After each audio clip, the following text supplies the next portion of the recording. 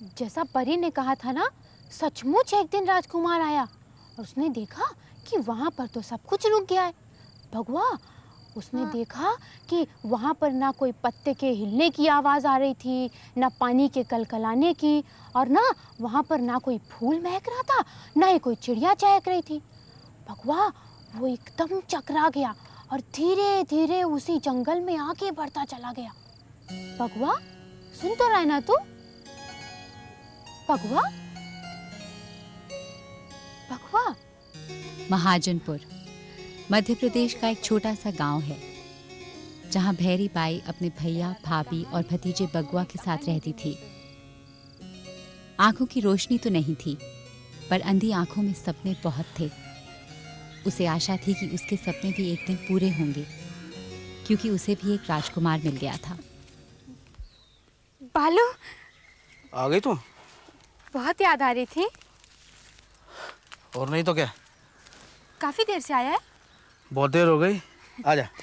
तू तो बस। आजा आजा आजा, इतना इंतजार मत करवाया कर। बगुआ कहने लगा, बुआ कहानी सुनाओ, कहानी सुनाओ। बगुआ की ज्यादा चिंता है तुझे, है? मेरी नहीं है। बैठ, आजा, बैठ बैठ बैठ बैठ बैठ। बालू, ये देख, मैं तो दिखाना ही भूल गई। मेरे लगाए पेड़ के पहले फूल हैं। बगुआ बता रहा था कि लाल रंग के हैं।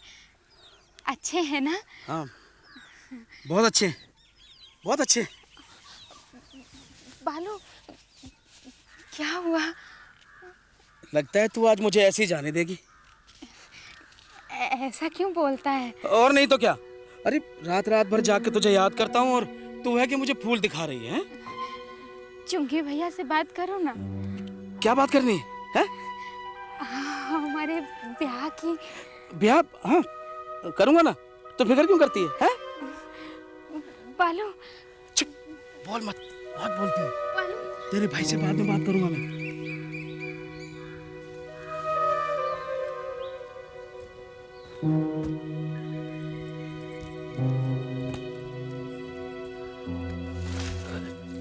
आ गया तू? देख, अब तू ही देख ले। कब से गई है बाहर, अभी तक लौटी नहीं है महारानी जी। कौन, भैरी? हाँ, मंदिर जाती हुई ये कह कर गई है। 2 घंटा होने को आया, कोई नामो निशानी नहीं। ये तो आ जाएगी। हाँ हाँ, तू तो बस इसी आस में बैठा रहे। मैं अच्छी तरह जानती हूँ कौन से भगवान की पूजा हो रही है। तू भी तो बस। लो, आ गई। देरी हो गई? हाँ भैया, वो थोड़ा समय लग गया। अच्छा अच्छा, जा हाथ मुंह धो ले। अरे देखो जी, पूरा गांव बात कर रहा है। कब से कह रही हूँ उसको बिहा दो किसी के हाथ, लेकिन तुम मानेगा तब ना। अरे कैसे ब्याह दो किसी के हाथ? कोई ढंग का आदमी तो मिलना चाहिए। अंधी को क्या करना है ढंग के आदमी का? रामी, मुझ पर क्यों गुर्रा रहा है? एक तो दिन भर महारानी जी की सेवा करो। अपना काम वो खुद कर लेती है। हाँ हाँ, कर लेती है। एक काम करने बैठ जाए तो पूरा दिन निकाल देती है, नहीं तो बैठी रहेगी उस पेड़ के फूल चुनते। आंखें नहीं है पर सपने जरूर देखेगी। तू तो भग भग भग भग भग भग। चुप रहे भी। जो कहती हूँ ठीक कहती हूँ। जा मेरे लिए कुछ लेते हैं खाने के लिए। जाकर अपनी बहन को कहो। देखो जी, कह देती हूँ, एक दिन ऐसी ठोकर खाएगी ना कि होश ठिकाने आ जाएंगे।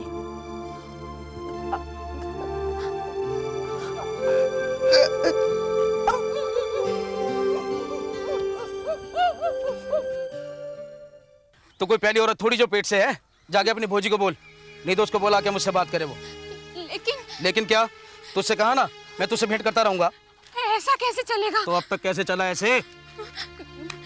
देख बालू, लोग हमारे बच्चे को आराम में कहेंगे। तो हंस रहा है? नहीं। बालू, तू मुझसे प्यार तो करता है ना? कितनी बारी बोलना पड़ेगा? है? तो फिर शादी क्यों नहीं करता? शादी करके कहाँ रखूंगा तुझे? और वो पहले वाली है, उसे कहाँ रखूंगा? तो अपने भाई के पास रहे। मैंने तुझसे कहा ना, मैं आके भेंट करता रहूंगा तुझसे। बालू, बालू, बालू, बालू। तुझे कहाँ रखना है ये उसे पहले सोचना चाहिए था। जब कोई खुद ही उसके आगे पीछने के लिए तैयार हो तो दूसरा भला क्यों सोचने लगा? रामी, मैं तो पहले ही कह रही थी, लेकिन तब तो तूने ध्यान ना दिया। अब गुर्राने से क्या फायदा? क्या फायदा मतलब? बालू को भैरी से ब्याह रचाना पड़ेगा। रचा लिया भी, हाँ। अरे वो तो पहले ही मना कर चुका है। उसे तो मजा करना था, कर लिया मजा। अब झंझट हुआ तो हाथ पैर खड़े कर दिए। भैरी, तू क्या चाहती है? ये क्या चाहेगी? ये तो पहले से ही सब कुछ करके बैठी है। तू थोड़ा चुप रहेगी? हाँ हाँ, तू तो मुझे ही चुप करा और चढ़ा ले अपनी बहन को सर पर। जब सारे बिरादरी में छिची होगी ना, तब पता चलेगा। ए, चल रे बगुआ। नहीं, मैं बुआ के कहानी सुनूंगा। बुआ के चेले कहानी सुनेगा तू? चल चल, तुझे सुनाती कहानी। चल, मुझे मत मार बगुआ को। चल चलो कहानी सुनाओ। चल। देख भैरी, तुझे क्या करना है?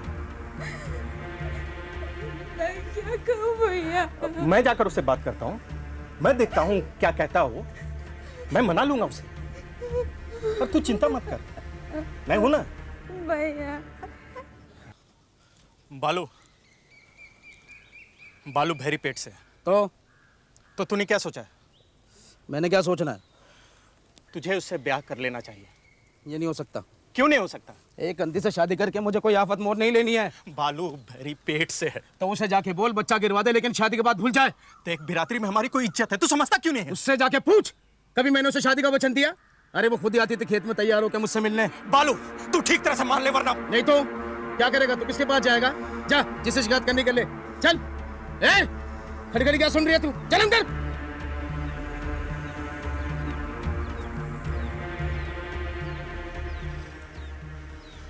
अरे लेकिन तू गया ही क्यों उसके पास? मैं पहले से ही जानती थी उसके दिल में जरूर खोट है। अरे मुझे तो भैरी की फिक्र हो रही है। हाँ हाँ, तुझे तो अपनी बहन की फिक्र होगी। लुगाई मरे या जिए, तुझे क्या फर्क पड़ता है? अरे भैरी मेरी बहन है राम। हाँ तो आरती उतारो उसकी। मैं पहले से ही जानती थी ऐसा ही कुछ होगा। अरे जो होना था हो गया, अब आगे क्या करना बोल। गंदी लड़की का फायदा उठाया उसने। तू पंचायत बुला। पंचायत? हाँ, पंचायत ही करेगी अब इस बात का फैसला। लेकिन कुछ मत सोच। देख, तेरी अंधी बहन को संभाल रही हूँ सो ठीक है, पर उसके हरामी बच्चों को मैं ना देखूंगी। तू पंचायत में खींच उसको, बस।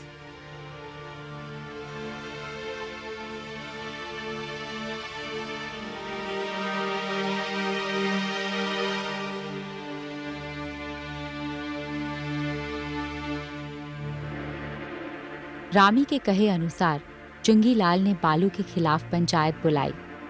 बालू पंचायत में आने के लिए तैयार नहीं था, लिहाजा उसे पकड़ कर लाया गया। पंचों ने चुंगी की पूरी बात सुनकर बालू की चिरह की।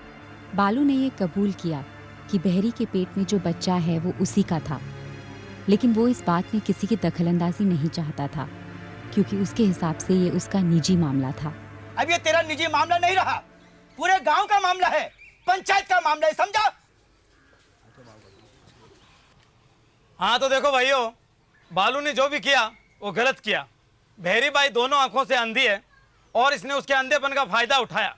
यहाँ तक कि पंचायत के सामने कबूल भी किया है, मान भी लिया है कि उसके पेट में जो बच्चा है वो इसी का है। इसके लिए पंचायत इसको आदेश देती है कि बहरी बाई को अपने घर में ब्याह करके रखे और हर माह उसको हर्जाना देता रहे। मैं उस संधि को घर में आने नहीं दूंगी। जीवनी ने जब इस फैसले का विरोध किया तो कड़ा रुख अपनाते हुए पंचायत ने कहा कि नामंजूर होने पर पूरे परिवार को गांव निकाला दे दिया जाएगा। आखिरकार बालू को ना चाहते हुए भी पंचायत का फैसला मानना ही पड़ा।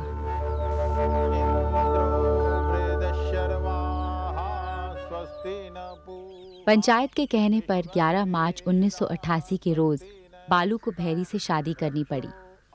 भैरी इस फैसले से बहुत खुश थी। उसका सपना पूरा होने को था, पर वो क्या जानती थी कि अंधी आंखों से देखे हुए सपनों की हकीकत कुछ और ही होगी।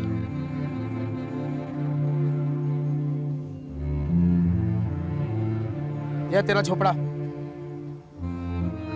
दोनों के लिए बहुत है। हम दोनों के लिए नहीं, सिर्फ तेरे लिए। मैं वहीं पर रहूंगा। साला चुंगी, हरामजादे ने ठीक नहीं किया, मुझे पंचायत में घसीट के ले गया। हरामजादा। बालू, तूने कुछ कहा? चुप कर, ज्यादा चूचपन नहीं। पड़ी रही बेवकूफ।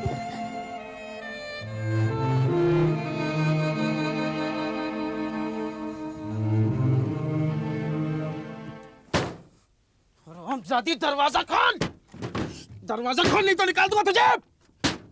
खोल दरवाजा खोल, हरामजादी। और इस तरह से भैरी की शादीशुदा जीवन की शुरुआत हुई। पहले ही दिन उसने बालू का जो रूप देखा वो उसके लिए अनजान था और वो डर गई, पर उसे उम्मीद थी कि धीरे धीरे सब ठीक हो जाएगा चाय बना दे और बालू भी उसे उतना ही प्यार करेगा जितना कि वो उससे करती थी। अरे आँख के साथ साथ तेरे कान भी मर गया क्या? तो मुझसे कह रहा था। और नहीं तो क्या? हाँ, अभी लाए बना के।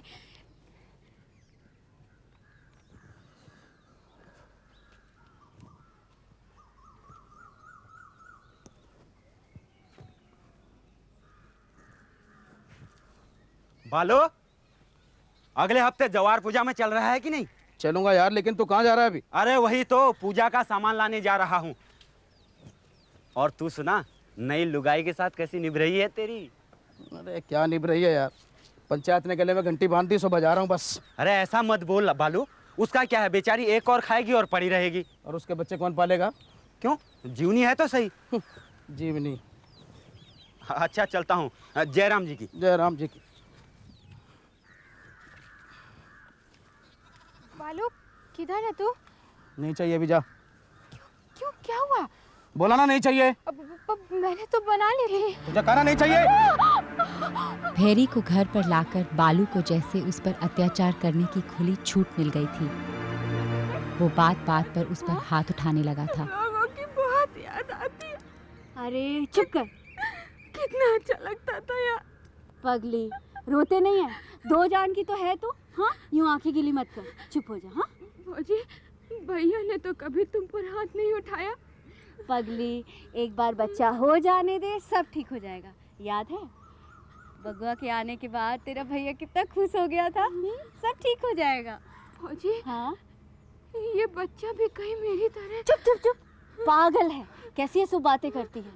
अरे भगवान पर भरोसा रख, सब ठीक हो जाएगा।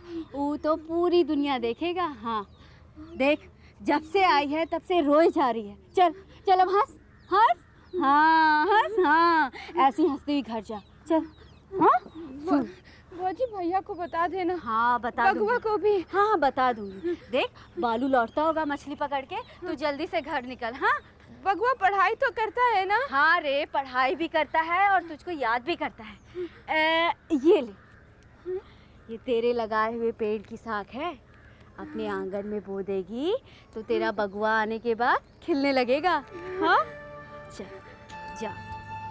भौजी, भैरी सहमी सहमी सी रहने लगी थी। जो सपने उसने देखे थे वो धीरे धीरे टूटने लगे थे। फिर भी उसने रामी के दिए हुए पौधे को अपने आंगन में लगा दिया। उसे उम्मीद थी कि इससे उसकी जिंदगी में बदलाव आएगा, पर किस तरह का बदलाव आएगा ये वो नहीं जानती थी। जवार की टोकरी कहाँ है मुन्ना? मेरे पास है। मुन्ना, मुन्ना तू है? हाँ। जवार है तेरे पास? हाँ। ला दे तो।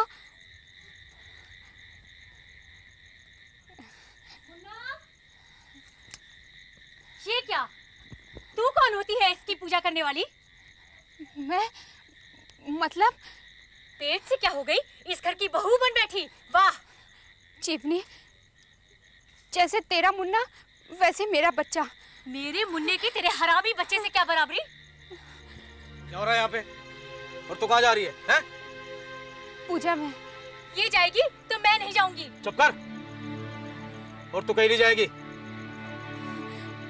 चलो, मैं चप्पल पहन के आती हूँ।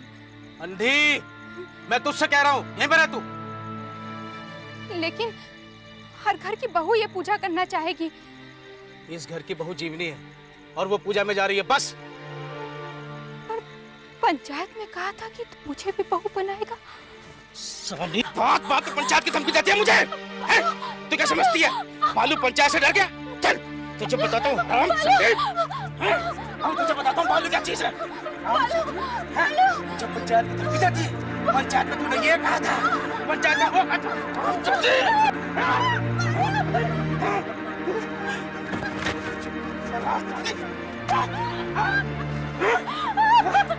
बुलाओ पंचायत को, बुलाओ अपने भाई को, बुलाओ। अरे बालू ये क्या कर रहा है? अरे तू पगला गया है क्या? अरे क्यों मार रहा है उसको? पेट है, कुछ तो ख्याल कर। ये साला हमारा निजी मामला तक हो जाना चाहिए। लेकिन इस तरह मारेगा तो मर जाएगी वो बेचारी। अरे मर जाने दे साली को। जिस दिन से मेरे घर में आई हरामजादी संभाल होती है। अरे बालू बस कर यार, मर जाएगी वो बेचारी। बस कर बालू बस कर। अरे मर जाएगी बेचारी। अरे तब मर जाने दे साली को। तुझे क्या? मेरी रुकाई है, मर लूंगा तुझे। बस कर, बहुत मार चुका है। बालू तो हो जाए ऐसे, नहीं तो तुझे भी ठीक कर दूंगा। अरे तू आदमी है कि हैवान रे? मार और मार। मारूंगा। बाहर मत जाओ।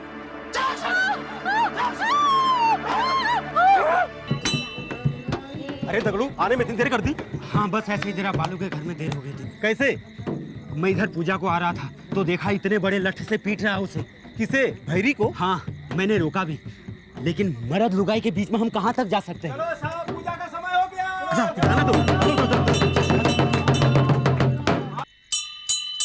हमारी समर के लाने आई हो मोरे जगदम्बे, समर के लाने आई हो मोरे जगदम्बे, बिन रूप धरे आई हो मोरे जगदम्बे, बिन रूप धरे आई हो मोरे जगदम्बे, समर के लाने आई हो मोरे जगदम्बे, समर के लाने आई हो मोरे जगदम्बे,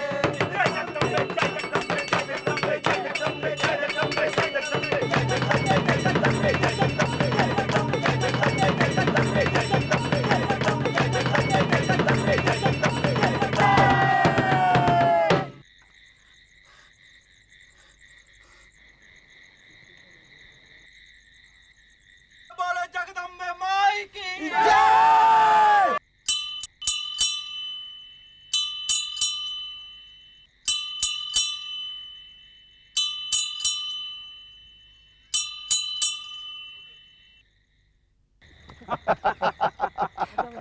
जय राम जी भाई की। वाह, इस साल तो जवार पूजा में बहुत मजा आ गया। अरे गाना बजाना में तो मजा आएगा ही। हाँ भैया, और इसने भी तो।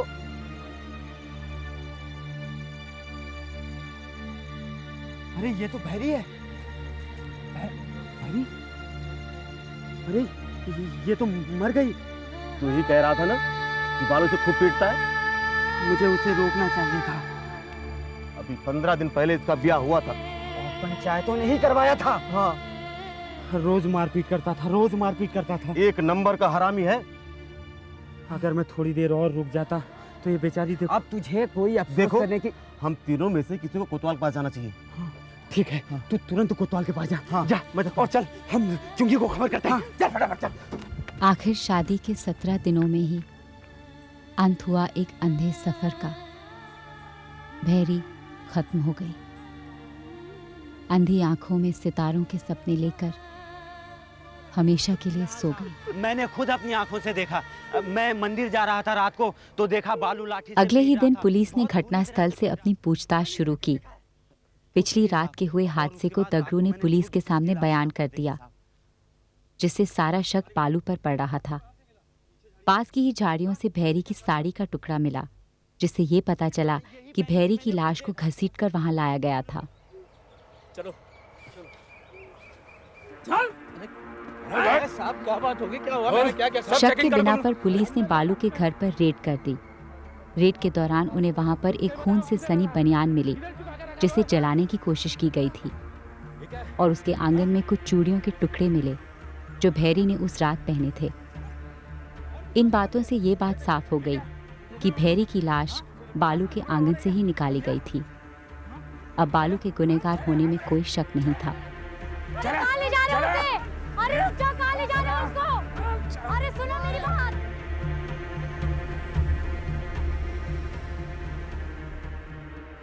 मांडला के सेशन कोर्ट में बालू की पेशी हुई, जिसमें उसने अपने बचाव में ये कहा कि जिस रात भैरी का खून हुआ उस रात वो मछली पकड़ने गया हुआ था। अपने बनियान पर लगा खून मछलियों का है, ये बताते हुए उसने कहा कि दगड़ू ने जिसे भैरी को पीटते हुए देखा था वो कोई और ही था। दगड़ू से उसका झगड़ा है, इसलिए दगड़ू उस पर झूठा इल्ज़ाम लगा रहा है। लेकिन सेशन कोर्ट ने 13 दिसंबर 1989 के रोज उसे दोषी ठहराते हुए आजीवन कारावास की सजा सुनाई।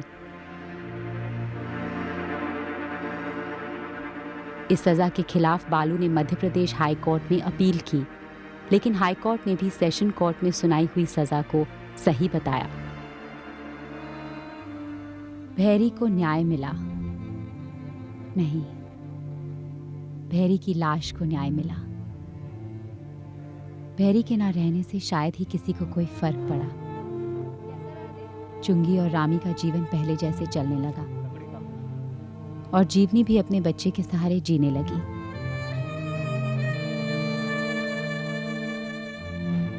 भैरी का लगाया हुआ पौधा भी कब का सूख चुका था। बस एक बगुआ ही था जो रोज रात को एक कहानी की तलाश में बुआ की राह देखता और फिर मायूस होकर सो जाता।